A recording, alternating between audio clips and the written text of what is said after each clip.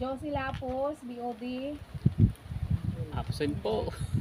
Joseph Navarro, injured din. Evelyn Aguila, Abelardo Rafanan, Secretary yours truly, Jorisol Aloro,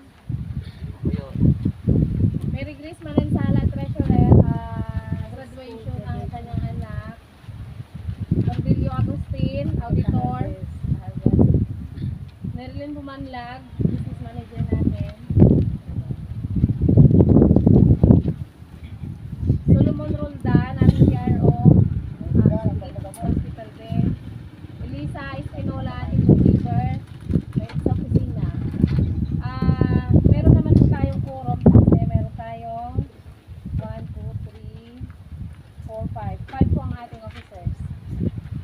Tapos yung ating attendance ay wala pa tayo.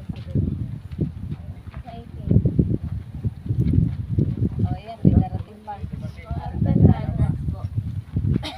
Yung sa attendance po natin ating dasaglit.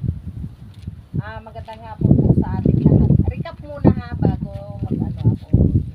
Babalikan lang muna natin yung mga kung tayo ay ma-registered ng simple, no? Kasi natin 2023. Yung pang house ID yan pa, ano? Ngayon ulit tayo nagka-tipon-tipon. So, may ano po kasi tayo, may mga ginampanan ang baba na unang inano natin sa DAR ay yung cancellation. Ang cancellation. Gusto ko lang ilinaw kasi dito sa mga members kasi marami rin ditong mga nakabili na hindi ninyo alam ang naging istorya kasi dahil nagiging ano sa inyo yung sa half hectares na ano. Kaya kami nananawagan ng cancellation kasi nagkaroon po ng kasunduan ang DAR, pagitan ng DAR para maayos na ito. Mayroon po kasing kasunduan itong Aquapin.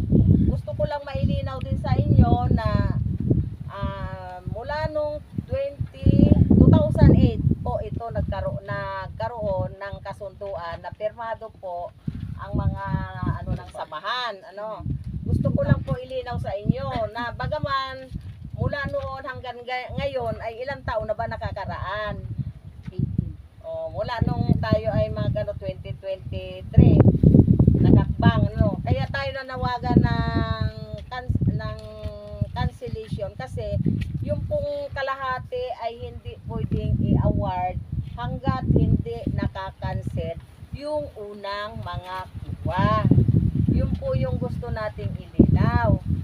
Ngayon, nahirapan po ang samahan mag-produce na 340 luwa holders na babayaran sa Register of Deeds yung certified copy attachment ng cancellation papunta ng DAR.